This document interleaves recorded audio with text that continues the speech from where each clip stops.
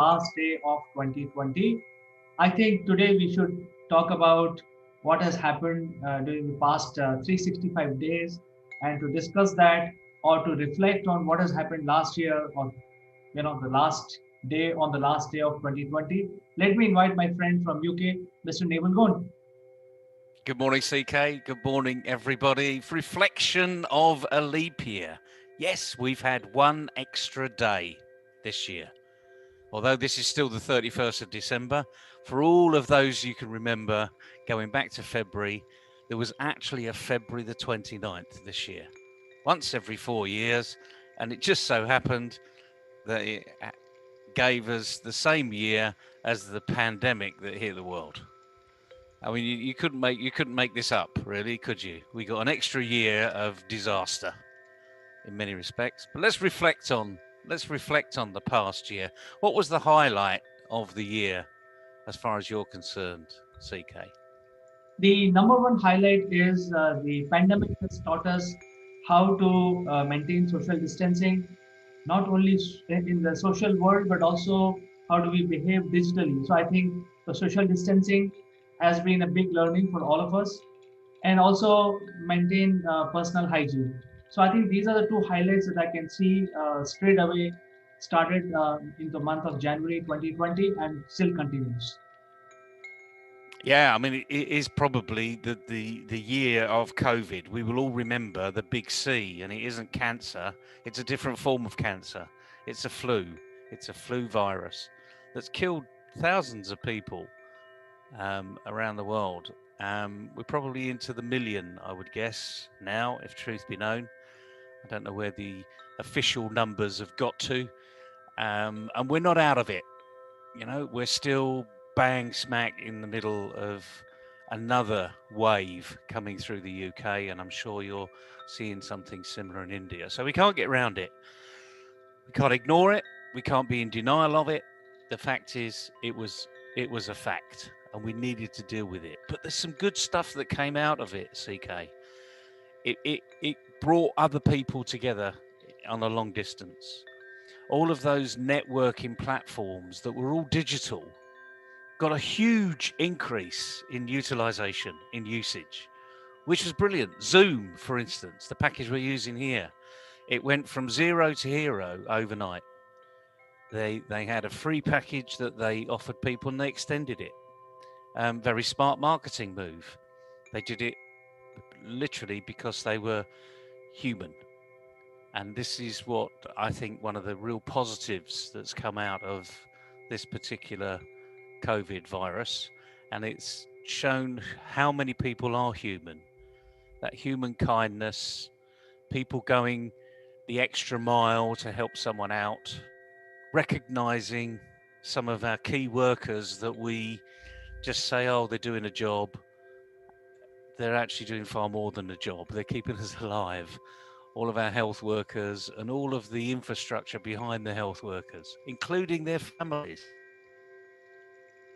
Get their families. That was a real big, important issue. And in the UK, I know we, clap for heroes on a Thursday evening at 8 o'clock. And I know that you did something similar in India. In fact, it rippled around the world. I remember one particular event that really brought a tear to my eye was from Italy, where an operatic singer would sing to everybody in the evening just to keep the morale high. It brought the human out of everybody, and it was the good part of being human. So that was one feature. What about another one? What other highlight of 2020?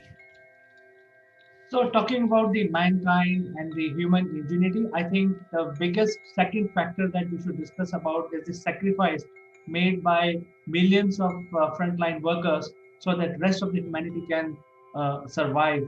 So, people like healthcare workers, doctors, nurses, and other healthcare staff, uh, law and order apparatus, and also the municipal corporations across the world. I think we should thank people who have they had an option to stay at home with their families, but they came out, and some of them have also perished because of COVID, but they continued. So I think that's a big thanks to the frontline bodies. Absolutely. And these frontline warriors extended far beyond the healthcare workers.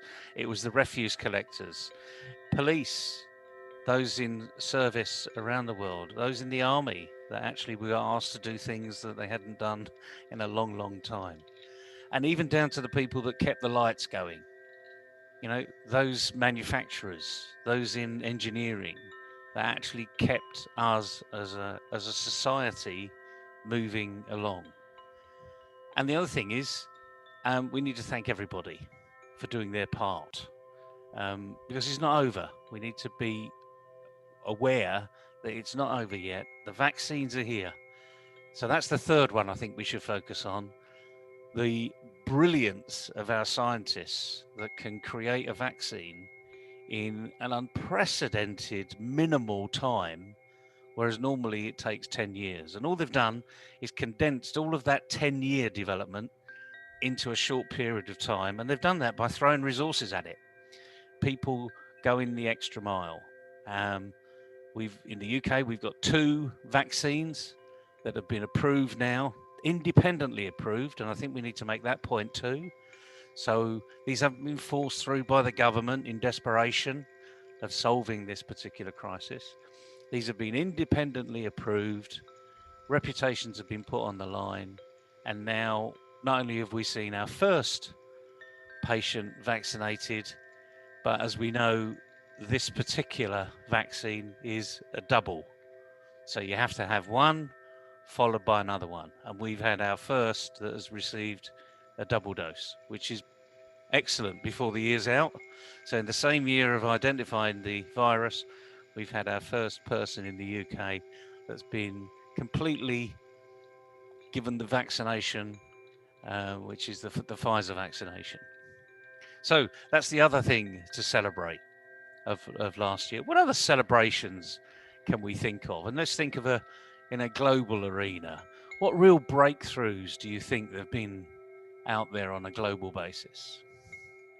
I think the third breakthrough that we had is other than the vaccination development is about the work from home arena. So people have realized that they can also be productive while working from their home offices, which was not the case earlier. So a lot of these tools emerged, a lot of this technology emerged, a lot of psychological issues and their solutions also emerged, so that people can work from home, students can study from home and things like that. So I think that's the third important aspect of the change business environment today. Yeah, you're absolutely right. It is a changing business and educational environment. The personal environment is changing.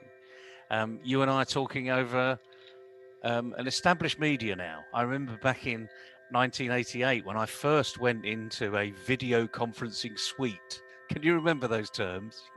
Where you had peer to peer. I mean, I'm sitting in my library, my study, talking to you, sitting in your workplace, your study, 7,000 miles away, through a non-dedicated line over a general internet feed. I mean, we wouldn't have even contemplated that back in the 1980s, when I saw this huge peer-to-peer opportunity. And remember the delays? Well, There's a delay, you see, there's a delay. But those delays were even extended. It was almost like sometimes it could be a 60-second delay. Someone would say something, and it was a bit like, say, the shortwave radio, blah, blah, blah, blah, blah, over. And then you'd wait for the other person to pick it up. And then have the conversation was literally, you said something, they said something, you said something, they said something. Now, the latency is we're almost in the same room. It's not quite that yet, but we're almost in the same room. So that's the technological advance that we take for granted. Just like when we switch on a switch on the wall, we expect the light to turn on. The same has become when we switch on Zoom. We just expect it to happen. And we need to manage those expectations. So I think working from home, this whole new arena, has raised lots and lots of issues. And one I would like to focus on is empathy. We all talk about leaders must have empathy, not sympathy and understanding. It's more than that. They need to know where their employees, where their friends are coming from, why they're saying what they're saying. And I think this element of forced empathy, because most people have had to do this. Everything's gone online. Teams are now working from home. No more have you got an employer that's breathing down your neck watching what you do, because you physically can't do that over the internet. I mean, you can have motion sensors on these things if you like, and I know few companies around the world have done that, but they've soon come to realization is that's not the way to manage people. You need to manage people. You need to trust them. So all of those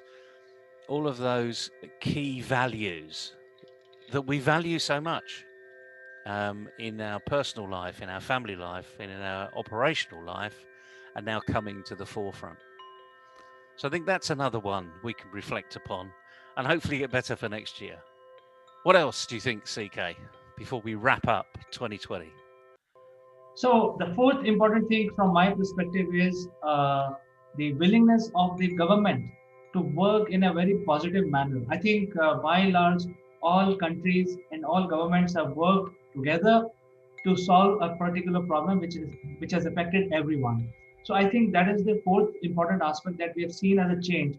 That most of the governments across the world, there are few notorious elements, but by and large, 99% have worked towards the benefit of mankind, and they have applied their mind to create environment, create processes of all the learning that they have had for last 1,000 years to make proper arrangements so that there are no slippages and there is nobody left behind without any help. So I think that is very commendable. I think so. Oh, I think you're absolutely right. It's so easy to bash your own government or someone else's government, and I see it so often that it just, I just get, I just wonder what planet these people are on. You know, yes, it's poor leadership, but in many respects, this is an opportunity. This is an opportunity now to be encouraging them to do better, and they all want to do better. Let's face it; they've gone into public life, and the last thing they wanted to do was to have a pandemic on their doorstep once they've just been elected. They don't want to be making life and death decisions. They want to be running an economy that's sort of on the up or managing an economy that's on the down. They don't want to be dealing with life threatening situations. And they've had to do it, they've been forced into it. Some have made mistakes. In fact, I think they'll probably all admit, everyone will admit to have been making mistakes and perhaps doing it better next time round.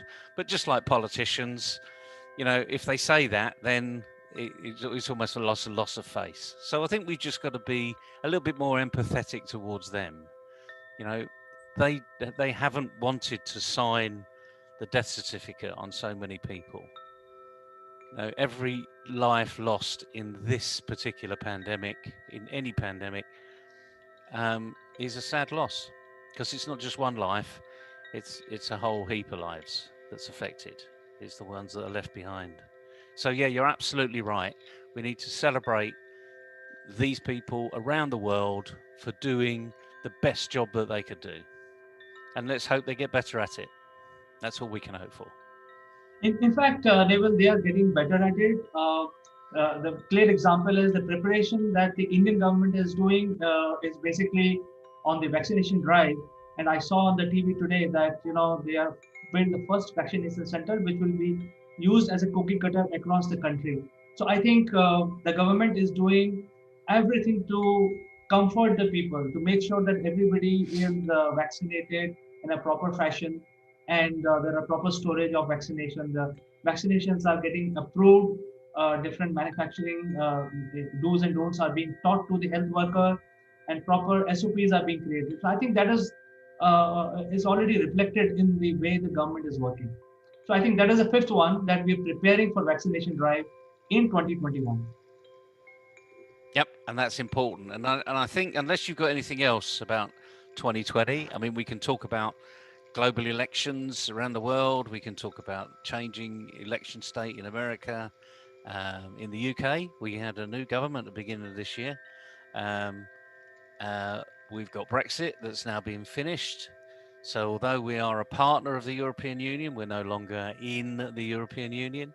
There's lots of things that have happened around the world that will happen on a normal basis. At the moment, we've got most of the aircraft are actually on the ground. There are very few flying. But next year, let's look forward to next year. Expectations for next year. What can we get people excited about that really is going to make a difference in their life? From my point of view, Naval, I feel that the 2020 as a year has been a year of learning, and 2021 will be the year of implementation of what we have learned in the past year. So I think number one thing from my point of view, which will happen in 2021, is the actual globalization. Because in 2019 and 2020, we have seen that people moving away from globalization to localization, but that has not happened. So with digital era on the verge of exploding, I think we will become more and more global. Our business will not see any boundaries and stuff like that. And you mentioned Brexit. Brexit has happened because they just wanted to get rid of it. They don't want to hold to their guns, and it has happened so that they can move ahead now. So I think they have other problems to handle and things like that. So I think that is where the change is coming in a global scenario. Yeah, I think you're absolutely right. We've gone through this very quick cycle of globalization, localization, the panic of not being in control of your own destiny, but the realization actually that the world is quite a small place. In many respects, in the 19, let's say, 60s and 70s, when the UK started to get most of its manufacturing imported from China because of the resource and the quickness, the speed, the cheapness, and the UK as a manufacturing nation. I think at the time, 25% plus of its GDP was based upon a manufacturing operation. In prior to the pandemic, we were talking about 9 or 10%. So that's what globalization had done for the UK. And that's not a bad thing as far as I'm concerned, as long as everyone starts to understand the expectations of other governments, how we work together, how to work we work together as not just from a government standpoint, but from an operational standpoint. We saw what happened with PPE around the world. We never want to see that again. That was literally panic buying throughout the world. No forward thinking. No recognition that the pandemic might hit one country before another. And I think it's learned. It was a year of learning. It's taught us lots of lessons. Some lessons that we probably never want to have to had learnt. However, we've learnt them. We've come through it.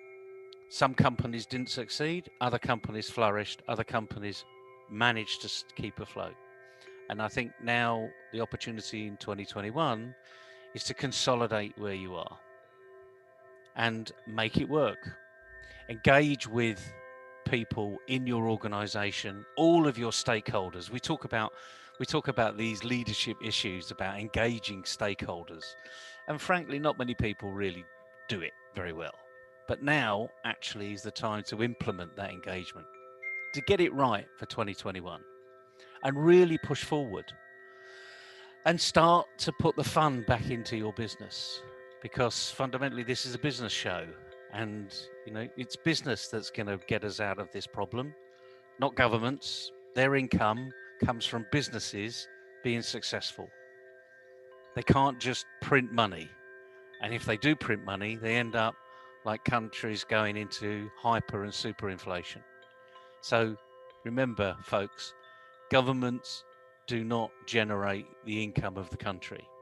It's businesses that generate the income of the country. Governments provide the platform to accelerate that generation, to encourage the generation, and improve investment arena. And on that point, we've seen fintechs, the technology shifts in financial institutions around the world. That's one thing to look forward to next year. The ease of being able to transfer money from one bank to another. And I'm sure you've seen that in India. You've probably seen an influx of apps saying we can control your money, we can get this, we can do this exchange rate for you, etc., etc. And governments are going to be tested here very severely over management of money, because the last thing they want to do is let money go out of the country. But they need to be smart here.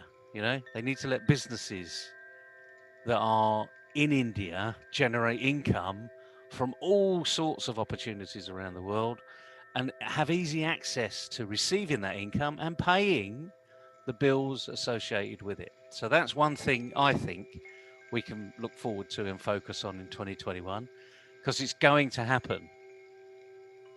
Just like Amazon has hit a lot of retailers very hard. Well, the consumer wants to be able to move their own funds around. That's business as a consumer, or you and I as consumers. So, Naval, I think you're absolutely right. India is at the forefront of the digital payment. In fact, India has become the largest player in the digital payment, especially in the micro segment, where people can easily transfer money with just a few clicks from their mobile. So, the government of India has launched those initiatives. But having said that, uh, the whole scenario of doing business is moving online and on the digital platform. Everybody, the branding, branding and marketing and promotions and building your own image is all moved online. And that is why the digital platforms are playing a major role. I think in 2021, there is a need for new regulations, because now if everything is happening online, it is not very regulated platform. So I think most of the government should focus on building the right framework for regulations. I think that is something that we should do in 2021. You're absolutely right. And the interesting thing, CK, I was looking at approving our last print run from the year, our last payment run. And I just reflected on the fact that every month I would have had a regular payment to our printers. And that would be for printed material, whether it was for exhibitions or it was to distribute around our current supply chain or a future supply chain or our current customers. And I'd noticed, and literally, I haven't really paid much attention to this because my focus has been trying to do other things. But I asked the question, where's the printing retainer? Now, I give a print run. I don't approve the print. I just look through the print run and I get a synopsis. I can't go and approve every single invoice. There's too many of them. Although there's few of them this year because of what's been happening. I haven't been traveling, so lots of that's gone away. And printing, as you say, the digital media has come into play. And I just asked the question, how many business cards have I got left? And my PA said, I have no idea. They're all in storage. And I said, what do you mean they're in storage? Well, you haven't been traveling. You haven't gone anywhere. So we haven't had to pick them out. I must have something like 6,000 business cards in storage, as she thinks currently, which is amazing because I get through about 20 or 30,000 business cards every single year. But this year, because of the pandemic, I haven't been traveling. The exhibitions that I might have gone to, I haven't gone to because they haven't been going. And it just, even with someone like me that's in this digital world all the time, it just triggered to say, that's one big impact. All of the hands I haven't shaken, all the meals that I haven't gone to, the breakfasts, the seminars. And yet I've had a really busy year and it's all been online. Every single one of it has been online. And I think a lot of businesses need to wake up to that fact and recognize this is actually the way business is really going to be moving forward. And I And as I say, it came as a surprise to me. So it's not that I don't expect us to be online. It's just the wake up call has been there. It's been in our own backyard for 7 or 8 months. Some people are still in denial, and they need to get out of that denial state. I think the last thing on my mind that we can discuss, which may happen in 2021, is the age of integration. Because when the digital platforms are there, the integration is also very important. You should be able to use the digital platform of your choice from any other medium that you have, of your choice again.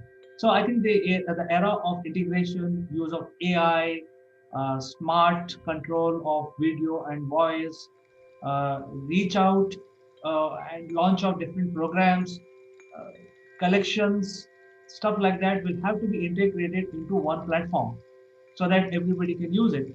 So a lot of players are going to come out with these integrated offerings. I think the forefront of these players would be the telecom operators because I think they are in the best place to roll out these plans.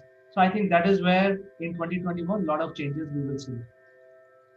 I think you're absolutely right, and I'm just going to make a bit of a plug for everybody out there. Um, Integrate into something that's already there. Don't reinvent the wheel. There's no point reinventing the wheel. The number of people that try to connect with me on LinkedIn and say, "Would you like to try our CRM program? Would you like to try this?" There are thousands of them out there already. So you and I talk about me too. Don't be a me too. You know, be individual, be independent. Come online, talk about yourself because people buy from people. This is the message that everyone should be thinking about on the 31st of December when they look towards what's going to happen next year. What are our customers buying? If you're a very small company, a one man band, they're buying you. If you're a slightly bigger company, but nonetheless a small company, 15, 20, 30 people, the likelihood is they're still buying you. And until you get to be a mid sized company where they're buying a product or a service, but it's your salespeople that they're buying because it's the trust and relationships that your salespeople have. So fundamentally, they're buying you because it's your trust and relationships with your salespeople, if indeed you may even be one of them, if you're smart enough to recognize it. And then when you become a big multinational, a huge conglomerate, nothing changes. They're still buying you. It may be you on the business card that's got a nice brand that everybody recognizes, but the brand is being represented by you. So, me doesn't come into you. Me too just doesn't actually work because there's no growth in me too. You'll just be me too for the rest of your life. And fundamentally, it's all going to revolve around you. And that's me as well. So I'm in the you. So as I suppose as we leave 2020 and we enter 2021, remember it's the relationships that are going to count. People are buying from you. So get out there, show them who you really are. They will, I think the 50% of the workforce will be in the U arena, as you explained. There will be the contract workforce. I think we can end our discussion today. We have discussed what happened in 2020 and what are the predictions for 2021. And this year, the New Year celebrations are washed out all over the world. There are restrictions. So I think I can wish you a very happy New Year. And you and I will get together to leverage the opportunities which will cross our ways in 2021.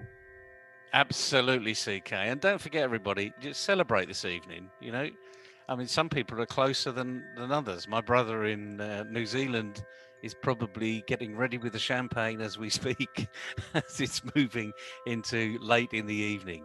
And you're moving on that direction as well, because it's already your afternoon. We're just waking up, and New York have just put the lights out from last night. So we are a global community. There's 24 hours that goes around. Remember that. Remember tonight, as most people will not be celebrating in the masses, celebrate yourself. You know, light a little candle for you and your family. And I wish you all the success and a lot of health for 2021. And let's hit the new year with a bang. Naval, I'll catch up with you in the next episode of Akulmach Live in 2021. Until Next year. Next year. next, Next year. Bye, everybody. bye bye.